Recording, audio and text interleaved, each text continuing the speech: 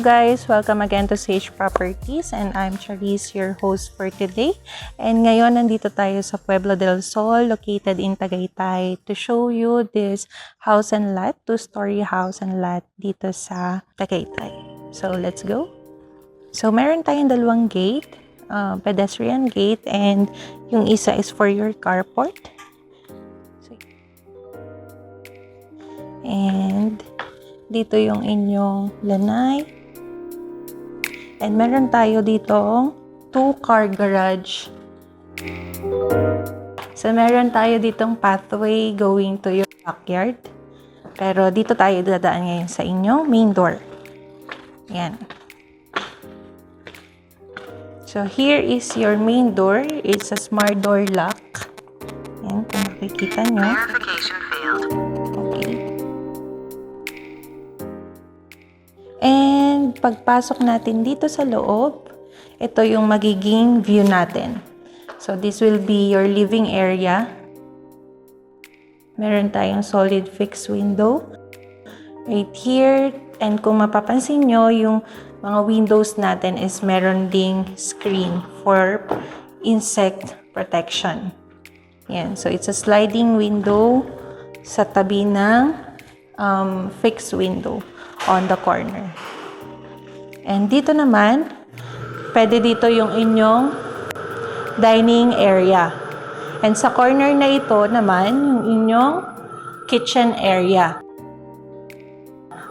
Yan, so merong mga modular cabinets here. And then may electric cooktop, oven, ayan. And dito yung island counter. So, meron ding mga cabinets underneath. So, yung ating mga cabinets below is design.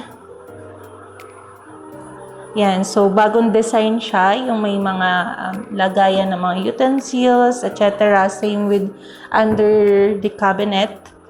And dito naman yung ating faucet. Yan. And sink. So, may window sa harap. Dito yung 2-door refrigerator. And dito naman sa side na to is your maid's quarter. So, nandito yung ating washing machine. May mga cabinets din for lagayan ng mga clothes or etc. And sa side na to, yung ating maid's room. So, katabi lang siya ng kitchen area and laundry area. And sa maid's room natin, meron silang sariling CR dito. Ayan. So, dito naman, may access din ng ating maids sa labas going sa dirty kitchen. So, meron tayong sink, faucet, and cabinets. And dito sa likod, yung access natin going to the backyard and to the swimming pool. Yan. So, going back here, balik tayo sa loob. Ayan. So, going back dito sa dining area nyo, may sliding door access going to the swimming pool. Yan. So, kung makikita nyo, ibang tiles yung ginamit natin dito. And this is anti-slippery. So, yung pool natin is from kids 2 feet to 4 feet. So, slope siya para pwede yung kids din. So, napapalibutan siya ng sliding door. So, meron ding sliding door dito. And on the side. So, dito yung hallway. Same goes here. Meron ding sliding door. And this one is a guest room. Yan. So, may guest room tayo dito. Yan. So, may mga built-in cabinets na. And own CR. So, meron siyang enclosed shower set. Right here. Yan. So, we're done with our ground floor. Yan. So, ito yung inyong ground floor. And kung mapapansin nyo, meron tayong high ceiling sa center ng inyong living area with a beautiful chandelier. Yan, sa center.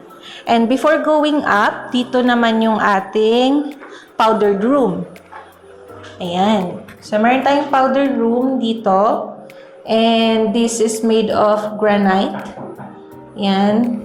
So, may sink dyan. And may space dito. Pwede nyong lagyan mga shoes or kung ano man. And now, let's go to the second floor.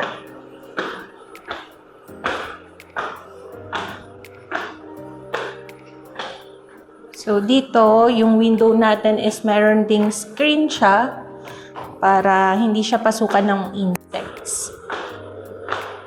And pag sa loob, sa second floor, so makikita nyo dito, mas kita nyo dito yung chandelier. And yung living area nyo. And dito, sa area na to, it's a family area. Dito rin naka-install yung inyong mga CCTV. Dito ikinakabit. Ayan. So, ready na yung ating mga CCTV dyan. And dito naman yung inyong balcony. Ayan. So, dito sa balcony, meron dito sa side na to. And also on this side. Alright. So, dito, by the way, sa second floor, meron tayong 4 rooms. So, this is the bedroom number 1. Yan. So, we have high ceiling. Meron na siyang mga shelves. May built-in cabinets.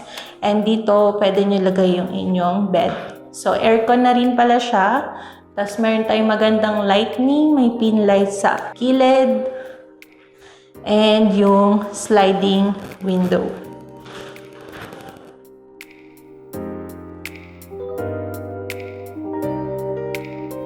Sliding para ano siya sa space, no?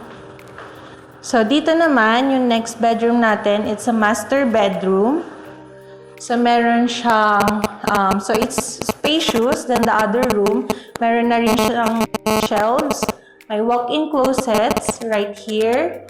Yan, so may mga built-in cabinets na. And dito yung CR niya. Yan. So, meron din siyang partially enclosed shower set. Ayan. So, aside from this, sa master bedroom is you also have the access dito sa balcony wherein kita nyo yung inyong swimming pool. Ayan. So, dito, meron ding sliding door naman going back to the hallway. Ayan. So, kung halimbawang sarado yung bedroom, so your kids can also enter here sa balcony.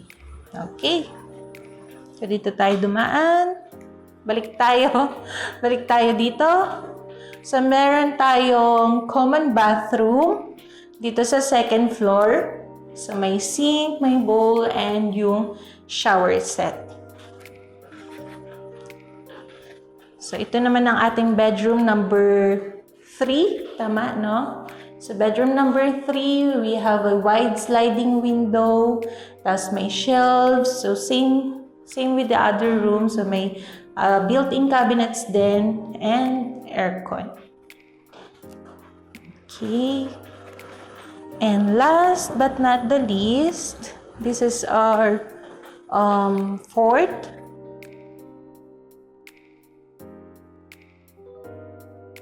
bedroom. So this is our fourth bedroom. May sarili siyang balcony where you have a view of the trees. Yan. And then, dito sa fourth bedroom, same goes with the other. We have the shelves, the built-in cabinets, and the aircon.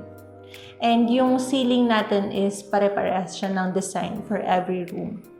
So, just a recap, this property has a lot area of 279 square meters and a floor area of 324 square meters.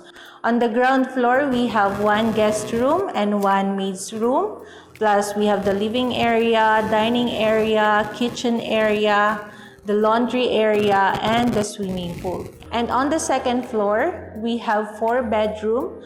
One is for the master's bedroom, and we have the family area. So if you are interested in this property, please send us a message on the contact details below your screen.